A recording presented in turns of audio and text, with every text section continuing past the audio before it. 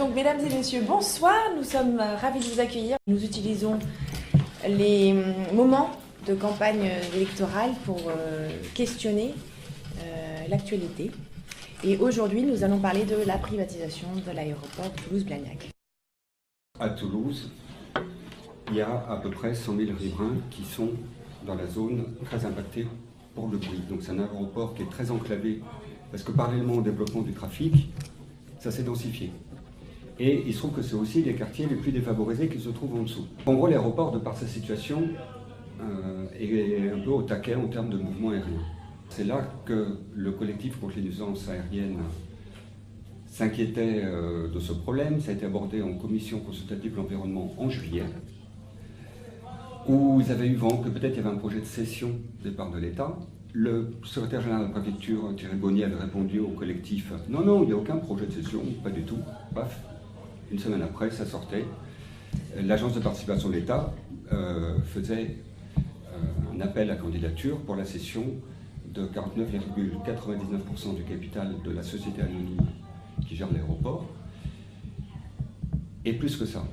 Finalement, à l'époque de Sarkozy, ils ont tenté le coup de la privatisation, les collectivités sont montées au créneau, ils ont abandonné la privatisation. Et c'est revenu, donc en juillet, où l'aéroport de Toulouse, l'État, l'agence de participation de l'État vend 49,99% du capital dans la société anonyme Aéroport Toulouse-Blagnac. Ce n'est pas la majorité, mais ils vendaient aussi une option sur les 10,1% restants de l'État pour faire 60%. C'est-à-dire que celui qui achète les 49,9, il a un droit, si l'État vend, après 3 ans de c'est gelé, pendant une certaine période, les 10,1%, il les a lui aussi. Ça va à lui. Plus, c'est dans le cahier des charges, le contrôle opérationnel de la société. Déjà dans le cahier des charges, c'était une privatisation. Comment il a donné le contrôle opérationnel? On l'a su quand Mediapart a dévoilé le pacte, une partie du pacte des actionnaires. Et dans ce pacte, l'État s'engage à suivre les décisions de l'acquéreur. L'État avait 8 voix au sein du conseil de surveillance qui gère la société, pour ses 60%. Il vend 49,9, donc l'acquéreur récupère 6 voix. Et pour les 2 voix qui restent, correspondant à ces 10,1% restants, il s'engage à suivre les décisions de celui qui a les 49,9, qui a les 6 voix. Donc l'acquéreur a 8 voix au sein du conseil de surveillance, sur un total de 15, à la majorité. Donc il décide. Effectivement, ce qu'on entend, ce qu'on a lu dans la presse récemment, c'était l'objectif affiché de ce consortium de racheteurs de faire de Toulouse-Blagnac le point d'entrée en Europe. Et on se retrouve avec un objectif, c'était 18-20 millions de passagers d'ici 2047. Grosse question, c'est est-ce que c'est juste un chèque et il y a un projet un peu bidon, ou est-ce que, plus vicieux, c'est un projet avec une troisième piste, Franck Casal. Donc ça inquiète beaucoup aussi le collectif, puisque le plan d'exposition au bruit, là-bas, permet une augmentation très large du trafic, comme à Toulouse d'ailleurs. Toulouse est le premier d'une série là, mais qui a été arrêté en 2011. Le gouvernement François Fillon avait lancé une première série de privatisation en 2011 qui s'est arrêtée face à l'opposition des collectivités locales, notamment face à l'opposition des collectivités locales du côté de Bordeaux. Je me rappelle qu'Alain Juppé, mais aussi Alain Rousset, s'était fortement opposé et avait fait reculer le gouvernement sur cette première opération. Et aujourd'hui, à Toulouse, Toulouse est un ballon d'essai, puisqu'il y a d'autres aéroports dont il est prévu que l'État cède ses parts et qui sont inscrits dans la loi Macron qui est presque dorénavant adoptée par cet article 49.3. Donc c'est un ballon d'essai effectivement pour montrer que ça peut se produire et que l'argent puisse récupérer 300 millions d'euros. Mais Toulouse n'est pas anodin non plus. C'est sans doute parce que les collectivités locales n'étaient pas mobilisées de manière collective pour faire bloc face à ce projet de gouvernement. Et là-dessus, je pense qu'il y a une faille des décideurs locaux, au mois de juillet évidemment, mais avant, Guillaume avait raison de le dire, avant pour dire non, nous souhaitons la maîtrise publique de l'aéroport parce qu'il y a un intérêt stratégique local. Le Conseil général découvre en janvier qu'il est contre, c'est sympathique, mais heureusement il le découvre avant la signature, mais après le moment où le groupe Symbiose a été retenu. Et le Conseil général a été dans le tour de table et a auditionné l'ensemble des personnes qui ont candidaté. Donc c'est un peu tard pour se rendre compte, c'est jamais trop tard certes. Jean-Luc Moudenc a ouvertement dit que Lui ne souhaitait pas forcément s'opposer à l'arrivée d'un repreneur, même s'il est chinois ou quoi que ce soit. Lui, ce qui l'intéresse, c'est de profiter de cette opération pour qu'il participe aux investissements locaux. Et là-dessus, il y a des éléments qui ne sont pas encore rendus publics et qui sont assez scandaleux, puisque donc le président a négocié au nom d'une collectivité de 700 000 habitants, sans mandat, sans jamais réunir une commission, sans jamais avoir une délibération de son assemblée, pour une participation à des investissements, on ne connaît pas exactement lesquels aujourd'hui, sans doute le parc des expositions, mais peut-être les éléments liés au transport, ce qui ferait glisser vers une privatisation d'ailleurs du transport au niveau de l'agglomération. Et là-dessus, ces éléments aujourd'hui ne sont toujours pas rendus publics. Voilà. Il y a des éléments actés entre le groupe Symbiose et Toulouse Métropole qui aujourd'hui sont encore privés. En tout cas, sous clause de confidentialité. Le pacte d'actionnaires, moi je crois qu'il est important d'appuyer sur ce que c'est l'État qui s'oblige à voter comme le consortium Symbiose, comme le privé.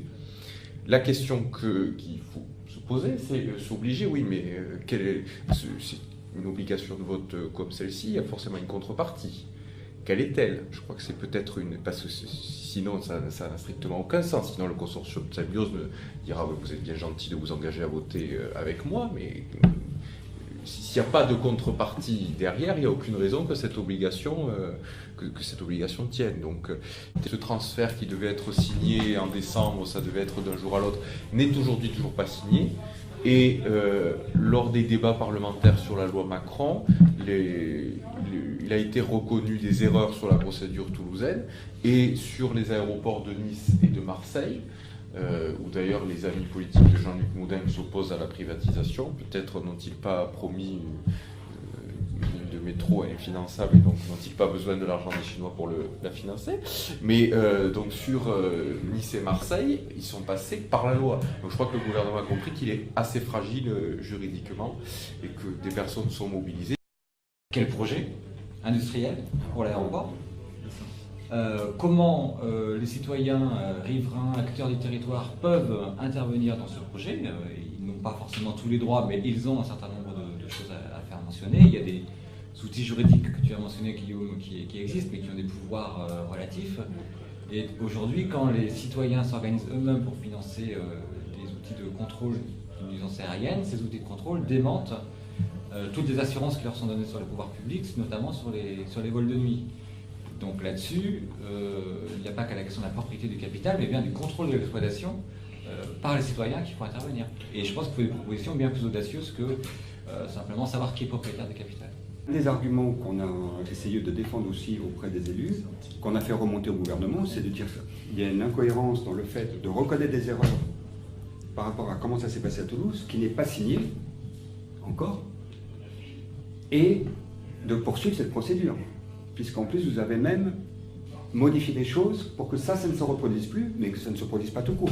Le côté d'entreprise a nommé un juriste pour demander, exiger qu'il y ait ces deux informations, sinon ils allaient voter un avis défavorable. Du coup, le comité d'entreprise, qui pourtant est sous une réserve, s'il avait eu le projet, il respecte la confidentialité, il n'aurait pas communiqué, n'a pas eu accès au projet, du coup a voté un avis défavorable en disant « Attendez, si ça commence comme ça, que l'acquéreur ne communique même pas les éléments, comment on peut, pour la suite, présager que ça va bien se passer, en attendant d'avoir des éléments, vote un avis défavorable. » Et les représentants de l'État, lors de l'audience par rapport au référé, au Conseil d'État, avaient déjà dit que s'il y avait un avis défavorable d'après Maître Lebert, qui était à l'audience, puisqu'il n'y avait que lui qui représentait les parties civiles, avait dit que si jamais le comité d'entreprise donne un avis défavorable, bien sûr, on stopperait la procédure de cession.